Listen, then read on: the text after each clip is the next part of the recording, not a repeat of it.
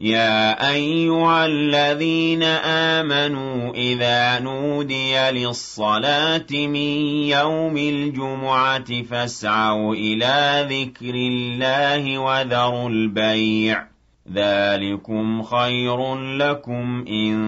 كنتم تعلمون. أعوذ بالله من شر الشيطان اللعين الرجيم. بسم الله الرحمن الرحيم. الحمد لله حمدا كثيرا عدد نعمه وافضله، والصلاة والسلام على مبعوث رحمة للعالمين وعلى آل بيته الطاهرين الطيبين وعلى صحابه ومن والاهم بإحسان إلى يوم الدين آمين. Ambadin Shirifla TV lagebo amawfu ninka wali nyumando ka deli ala fe akahine na kakishi ako jidi ankilingine na bela jelenka. Juma kutuba no ye jamkanye mi hukumu konnana ami wulika joke ani ka wulika se anga doni bawma no ye anga dine jeturoye uka laselu anuka wajilu kan ubi wala like minu na uka kutuba konnana. Alakiraba alayhi salam aba fanyana ka kuma kan sanman dawla ko ka bo sungalo la kata sungalo la ko ye jurumu yafai ani fana ko ka bo juma la kata juma la ko ye jurumu yafai en tant que nama kabayira jurumu ke ambala deli ala kanga bato kelum bela jelimine ami kalo barkama min fana na no ye shaban kalo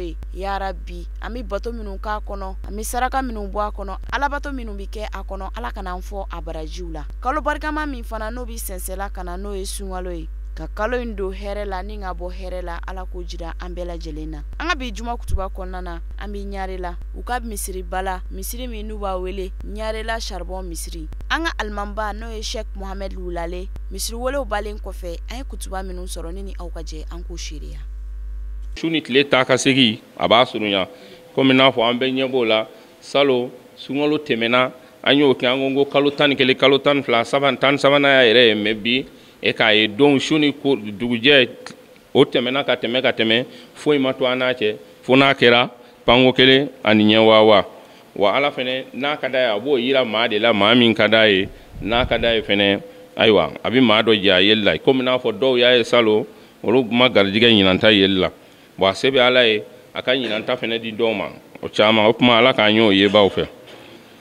opma kanga do ka fo en fait on fait fleni saya ale de ka surana ka teme sona tajuruka ka suranya fo anwo shunitle o yelema ko mana jinya chugo o de be asurunyana o surunya chugo kelena anga do ka fo an dola kelen iba soro saya ka surana ka teme son ani son tajuruka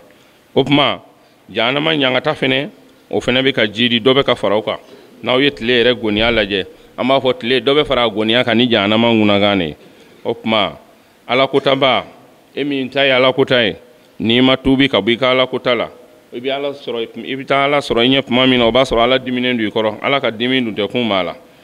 opma maude be mini mamnu ye nya maraka ko enye nu yu kwa da nyena nu ka bara uye ka fo ne de nieta ka uyere sako ke mogowla ka u ko be bla nya kanu fe ni komi yu ja nyena u ba ke mashite se ula mashite se ka dangarula olu be mini opma na olu tigilama o bebe dugukolo jukorobi olu ko labangera muye foi mo olu sorobi fo na kera ina fo kori fu ani baki ina fo wiyele manaka ke o dugukolo boho wiye ana fe on na fo foi tu labi opma ala kira ba imba fo yen kishin nema ba ma woni kalo min jole flani no ye shabanu ye ma o ma ni yetle sabashwana Allah subhanahu wa ta'ala beta alkiyama jodo nyame doka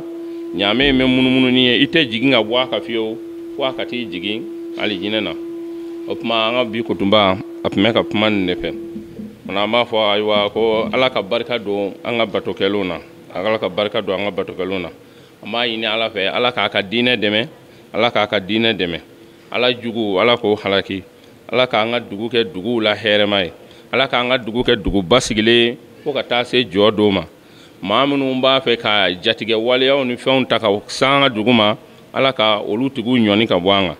ala ko olutugu nyoni ka bwama munu mba fe ka tienu ni fitna odon ala ko olutugu segi ka bwama ala ko olutugu segi ka bwama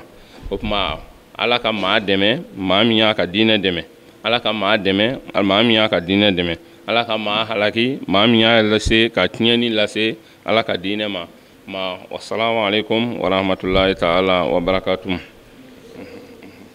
بسم الله الرحمن الرحيم الحمد لله رب العالمين الرحمن الرحيم مالك الدين إياك نعبد وإياك نستعين المستقيم صراط الذين أنعمت عليهم غير المغضوب عليهم ولا الضالين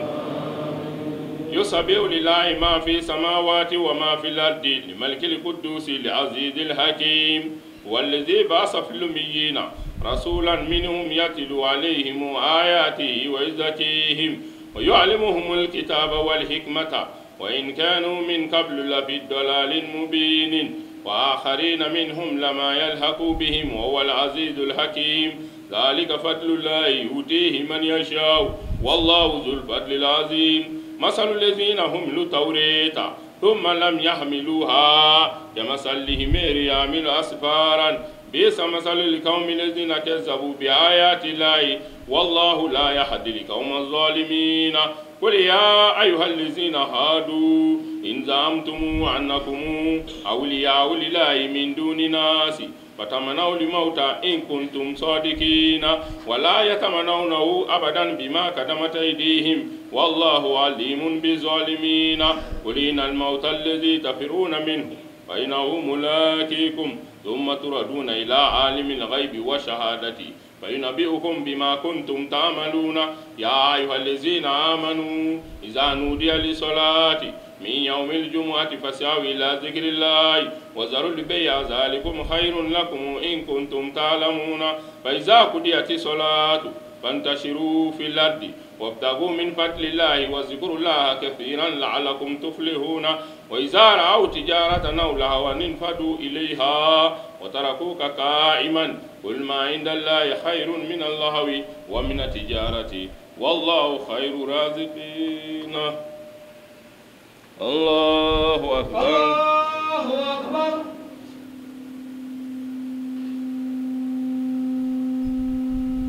سمع الله لمن حمده ولك الحمد الله أكبر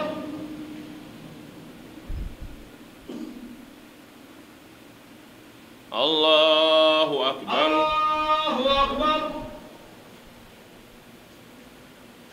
الله أكبر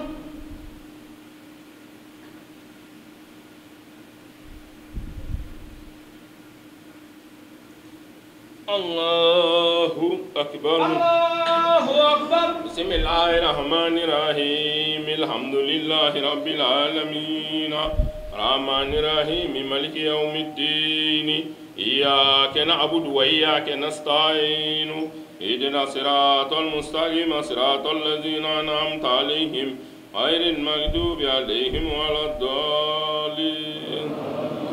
سبح اسم ربك الأعلى الذي خلق فسوي والذي قدر فهدي والذي أخرج المرء فجعله غثاء نحوه سنقرئك فلا تنسى إلا ما شاء الله إنه يعلم الجهر وما يخفى ونيسرك لليسر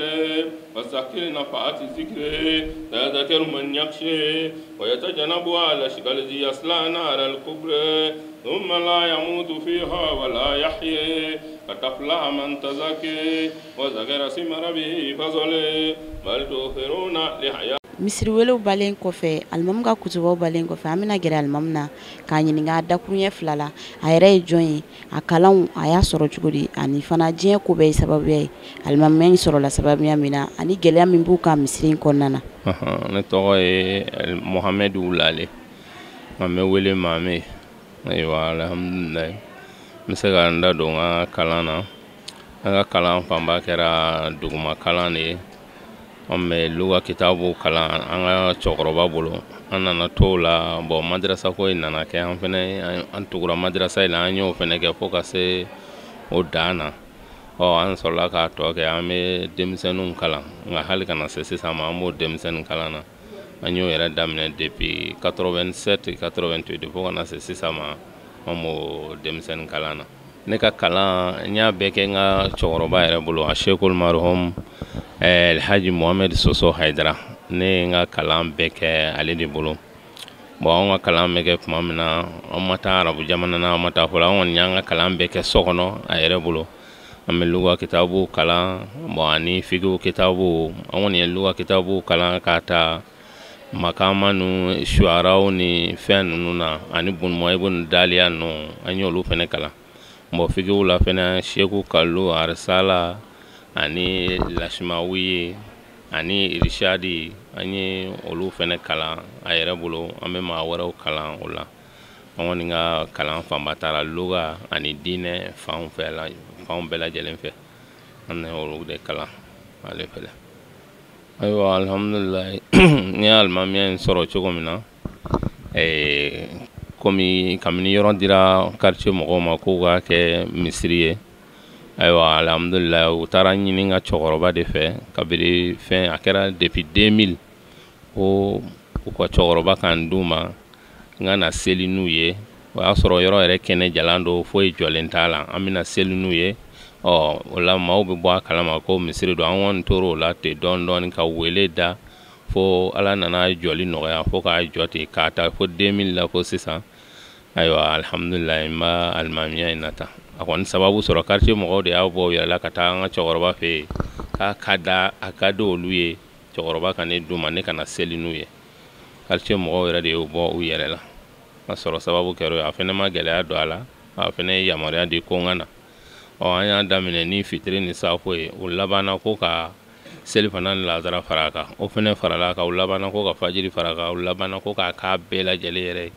an tora an b'a bɛɛ seli an bɛ karan dɔ koli ye fɛ ka seli o la an kɔni an ye san caman k'o la an nana to o la kabini maa t'a kalama ko misiri don fo kana maaw bɔ a kalama an ye siyaru kɛ ka weledaw bila alhamdulilayi ala nana a kɛ k'an dɛmɛ misiri yɛrɛ ka se ka jɔ kabini n'a jɔra fɛnɛ k'a ban fo kana se bi ma alhamdulilayi ne yɛrɛ kɔni b'a seli quartier mɔgɔw jɛna n'a ye halisa n k'a seli a sababu sɔrɔla tan quartier mɔgɔw de wulila ka se an ka cɛkɔrɔba ma ko ka n ka karamɔgɔ kɛ ma ani n fa ko ka n d'u ma ayiwa ko n kana u laseli ayiwa alhamdulilayi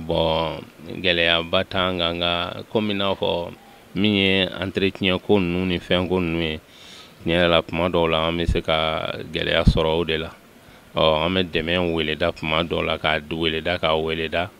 ayiwa wagati dɔw la a bɛ teliya wagati dɔw la a bɛ sumaya komi n'a fɔ hali sisan an mago bɛ tapi la tapi t'an bolo an ma se ka foyi sɔrɔ an ye aran 2 in dɔrɔn de sɔrɔ an kɔni y'o weleda an mago bɛ karo la n'an ye maa sɔrɔ min bɛ se k'an dɛmɛ ni karo ye n'an b'a fɛ k'a tɔ laban nka o si se ma sɔrɔ fɔlɔ kɔni nka an bɛ ala deli ala ka sababu ɲuman nɔgɔya an ye ayiwa an kɔni n b'aw yɛrɛ fɔ an bɛ foli fɔlɔfɔlɔ aw yɛrɛ la aw yɛrɛ nana an b'aw fɔ aw ka nali la k'aw barikada an bɛ dugawu kɛ silamɛya in ala k'a taa ɲɛ silamɛya in ala k'a taa ɲɛ aw bɛ baara min na ala k'aw ka baara in jidi aw bolo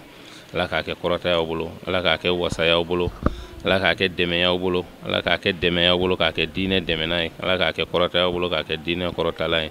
yarabi min ma aw natɔ sɔrɔ aw kana aw taatɔ sɔrɔ an b'a ɲini ala fɛ fɛnɛ ayiwa ni kana k'an ka ɲɔgɔn kunbɛn laban ye ala ka a kunbɛnli caman wɛrɛ nɔgɔya ne ni aw bɛɛ lajɛlen o ka kɛ hɛrɛ ni baden na an y'o ɲini ala fɛ wasalamu alaikum an b'a lajɛlikɛla bɛɛ lajɛlen fo k'aw barikada an ka bi juma kutuba kun bɛ tali kɛ ɲarela charbon kare de la bi u ka misiriba la n'u b'a wele charbon kare an b'a la deli dɔw minnu kɛra kɛnɛ ninnu kan ala k'a minɛ an bɛɛ lajɛlen ye ani an ka jamana ye k'aw fo k'aw wale ɲuman dɔn a ka ɲɛmada la ala ka juma wɛrɛ jira an na an filɛ kalo barikama min na n'o ye shahabani ye ya rabi ala ka kalo ɲumanba ni baara ɲuman kɛw ye ani alabato caman ye sunkalo min fana n'o bɛ nale ya rabi ala k'a jira an na hɛrɛ la k'aw fo k'aw wale ɲuman dɔn a ka ɲɛmada la a k'an bɛɛ diɲɛ waati wɛrɛ wa shukran lakum في أمان الله. يا أيها الذين آمنوا إذا نودي للصلاة من يوم الجمعة فاسعوا إلى ذكر الله وذروا البيع ذلكم خير لكم إن كنتم تعلمون